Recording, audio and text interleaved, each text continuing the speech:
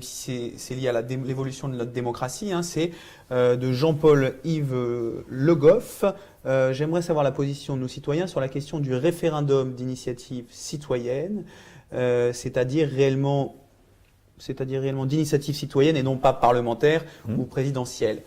Vous avez bien compris, finalement, c'est en lien avec l'ADN de notre mouvement. Nous, on veut le pratiquer en interne et ça fait partie des sujets sur lesquels on n'a pas eu le temps d'avoir une réflexion approfondie, mais qui sont évidemment intéressantes et intelligentes pour faire évoluer notre démocratie, à la fois au niveau local et au niveau national, trouver les outils, les bonnes formules pour que, entre les élections, il y ait une vraie participation des citoyens.